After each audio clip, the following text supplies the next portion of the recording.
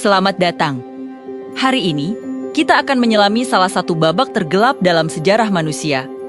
Sebuah peristiwa yang membuktikan betapa rentannya peradaban kita di hadapan kekuatan alam yang tak terkendali.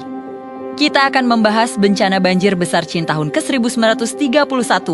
Peristiwa ini, yang melanda lembah Sungai Yangtze, Huai, dan Kuning, bukan hanya sekedar banjir biasa. Ini adalah sebuah malapetaka hidrologi yang menelan jutaan nyawa dan mengubah lanskap sosial serta politik Cina secara fundamental. Untuk memahami skala bencana ini, kita perlu melihat konteksnya terlebih dahulu. Tahun 1931 adalah puncak dari musim kemarau panjang yang kemudian tiba-tiba diikuti oleh musim hujan yang luar biasa brutal. Curah hujan yang turun dari akhir tahun 1930 hingga musim panas 1931 mencapai tingkat yang belum pernah tercatat sebelumnya.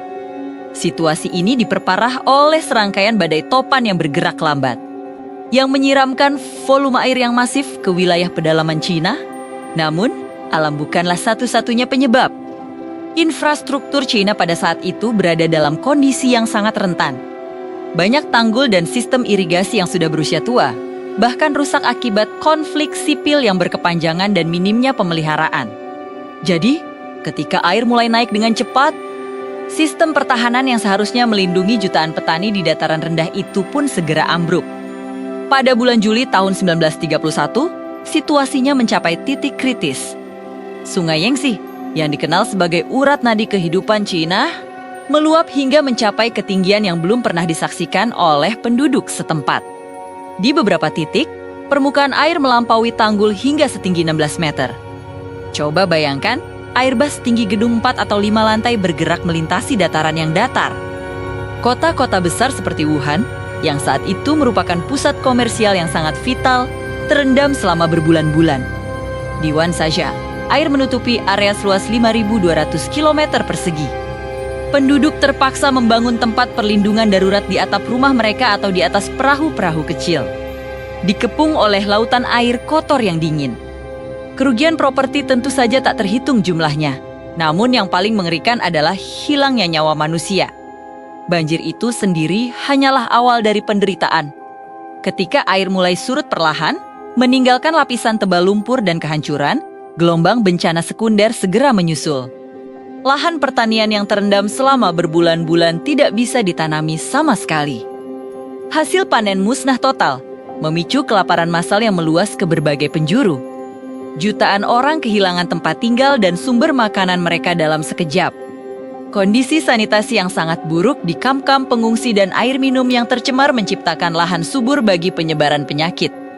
Penyakit mematikan seperti kolera dan tifus.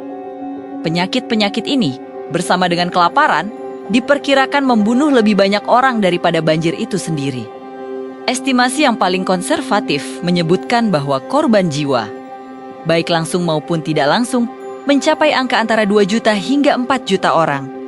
Ini adalah salah satu bencana alam paling mematikan dalam catatan sejarah manusia.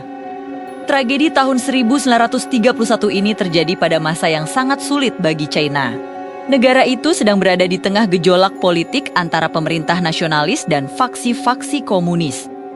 Ditambah dengan ancaman invasi dari Jepang yang semakin nyata. Akibatnya, upaya bantuan dan penyelamatan sangat terhambat oleh konflik internal dan kesulitan logistik yang luar biasa. Meskipun bantuan internasional mulai disalurkan, skala kehancuran yang terjadi jauh melebihi kapasitas respons pemerintah manapun pada saat itu. Banjir besar Qin 1931 berfungsi sebagai pengingat pahit akan interaksi yang kompleks antara lingkungan, infrastruktur, dan stabilitas politik sebuah negara. Ini adalah kisah tentang ketahanan manusia yang luar biasa dalam menghadapi situasi yang tak terbayangkan. Tetapi juga tentang pengorbanan yang harus ditanggung oleh jutaan orang yang hidup di sepanjang lembah sungai yang subur namun terkadang bisa sangat mematikan. Ini adalah bagian dari sejarah yang tidak boleh kita lupakan agar kita bisa belajar darinya. Terima kasih telah menyimak. Jangan lupa untuk subscribe dan nyalakan notifikasi agar tidak ketinggalan video-video berikutnya. Sampai jumpa!